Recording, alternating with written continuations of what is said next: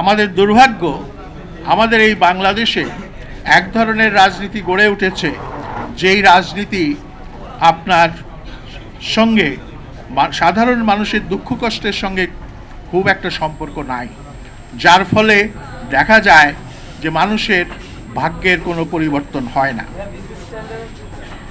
মওলানা ভাসানী উপলব্ধি করেন পাকিস্তান সৃষ্টির পর পাকিস্তান হয়ে গেছে কিছু সংখ্যক এলিট, বড়লোক, জমিদার, জোতদার, মহাজনের রাষ্ট্র, এবং এই রাষ্ট্রকে জনগণের রাষ্ট্র হিসেবে প্রতিষ্ঠা করার জন্য তিনি পাকিস্তানের মাটিতে একটা রাজনৈতিক দল গড়ে তোলেন, যেই রাজনৈতিক দলের নাম ছিল আওয়ামী মুসলিম লীগ।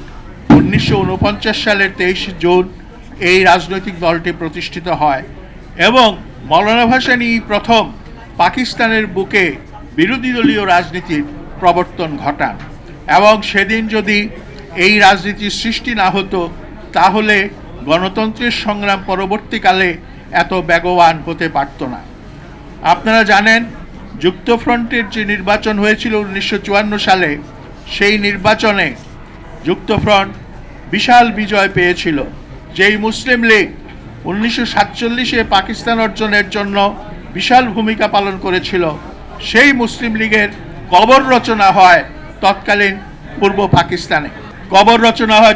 পূর্ব পাকিস্তানে, এবং যুক্তফ্রন্টের নেতৃত্বে ছিলেন মওলানা আব্দুল হামিদ খান ভাসানী, শেরে বাংলা একে ফজলুল হক, হোসেন শহীদ সোহরাওয়ার্দী।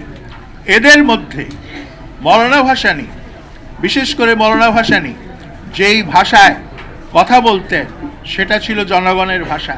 জনগণ তার কথা উপলব্ধি করতে পারত, যার ফলে সেই নির্বাচনে যুক্তফ্রন্টের অন্তর্ভুক্ত দলগুলো বিশাল বিজয় অর্জন করে এবং মুসলিম লীগ পরাজিত হয়, এমনকি মুসলিম লীগের নেতা নুরুল আমিন পর্যন্ত পরাজিত হয়।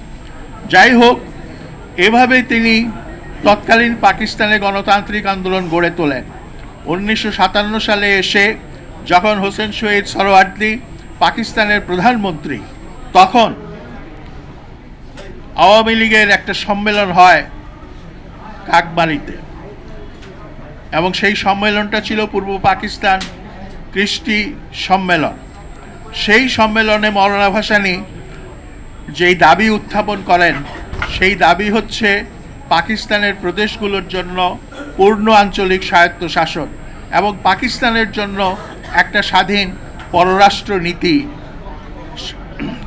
জোট নিরপেক্ষ পররাষ্ট্র নীতি।